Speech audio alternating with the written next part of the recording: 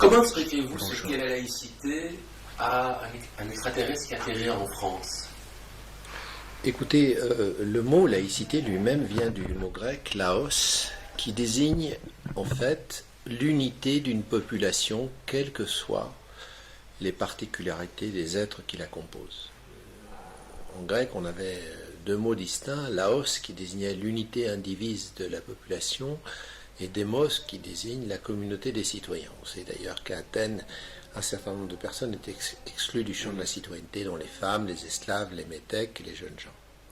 Donc cette unité de la population, comment peut-elle se construire? C'est ça la question de philosophie politique.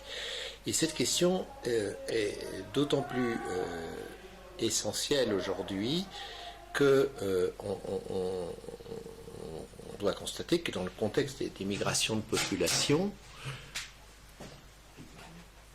on doit constater que dans le contexte de migration de population, de mouvement de population dans le monde entier, les nations homogènes sur le plan de leur tradition et de leurs convictions n'existent plus.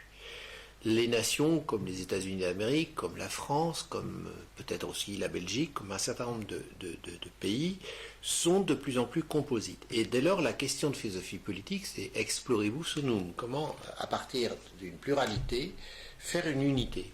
Quel est le mode de fondation du vivre ensemble qui permet aux êtres humains de vivre ensemble sans pourtant aliéner leur diversité? Et à cette question-là, la laïcité répond par deux choses, par deux principes. Premier principe, il y a ce qui est commun à tous les hommes, et il y a ce qui différencie les êtres humains et qui relève de leur sphère privée. Que je crois en Dieu ou que je ne crois pas en Dieu ou que je sois agnostique, suspendant mon jugement sur ce sur quoi je ne peux pas avoir de preuves, c'est mon affaire. La religion ou l'athéisme ou l'agnosticisme sont trois options spirituelles qui n'engagent que leurs adeptes. La religion n'engage que les croyants, elle ne saurait engager toute la communauté. L'athéisme de même. Dès lors, effectivement, comment faire vivre ensemble des croyants, des athées et des agnostiques? La laïcité répond de la façon suivante. Il faut que la sphère publique soit rigoureusement indépendante du particularisme religieux ou athée ou agnostique. Et donc, il faut définir une distinction entre le public et le privé. Il y a ce qui m'engage moi et mes proches, et qui est privé, individuellement ou collectivement.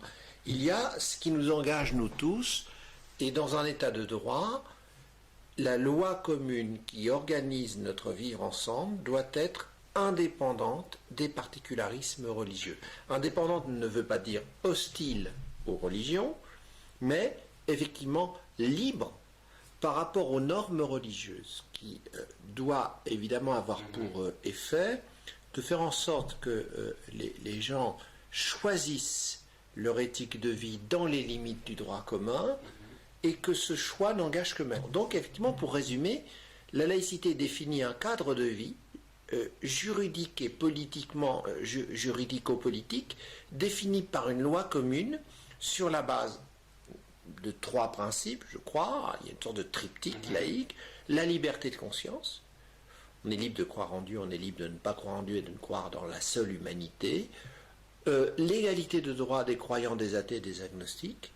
Et l'orientation universaliste de la sphère publique, c'est-à-dire que la sphère publique n'est légitime que lorsqu'elle met en œuvre des principes de droit commun, aussi bons pour les croyants que pour les athées que pour les agnostiques. Telle serait donc la définition de la laïcité par le triptyque, liberté de conscience, égalité de droit, orientation universaliste de la puissance publique.